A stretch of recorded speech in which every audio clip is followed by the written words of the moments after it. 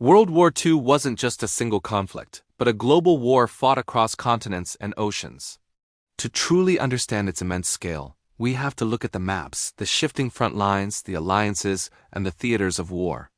At its core, World War II was divided into major theaters, from the battlefields of Europe to the islands of the Pacific, and from the deserts of North Africa to the icy reaches of Scandinavia. The largest and bloodiest theater was the European front. It all started with Germany's invasion of Poland in 1939, and the war quickly spread. Battles raged on western and eastern fronts, in the Mediterranean, Scandinavia, and the Balkans.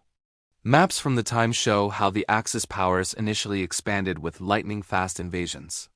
But over time, you can see the Allies pushing back from the D-Day landings in the west to the relentless Soviet advances from the east. Europe became a constantly shifting battlefield of retreat, advance, and eventually, liberation. Meanwhile, thousands of miles away, another massive theater of war was unfolding in the Pacific. From the Philippines to New Guinea and the Solomon Islands, this theater spanned huge distances. It was defined by massive naval battles, brutal island-hopping campaigns, and amphibious assaults. The war here wasn't just about territory. It was about controlling vital sea lanes, supply routes, and strategic islands. Maps are crucial to see why tiny, remote islands suddenly became vital battlegrounds and how control of the seas ultimately shaped the outcome of the war in the Pacific. But the conflict wasn't limited to just Europe and the Pacific.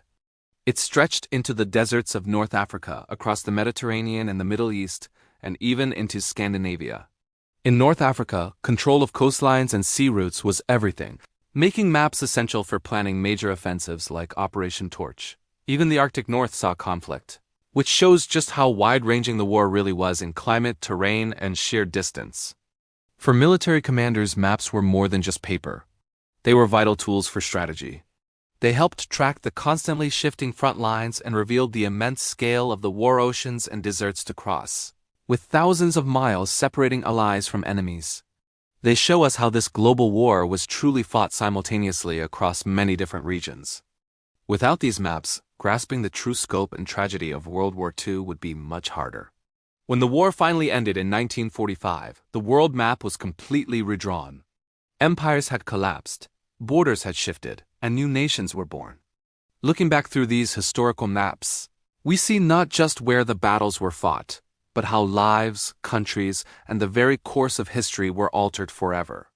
World War II wasn't just a war of armies. It was a war that changed the map of the world itself. Thanks for watching. If you found this perspective interesting, please like this video and subscribe for more deep dives into history.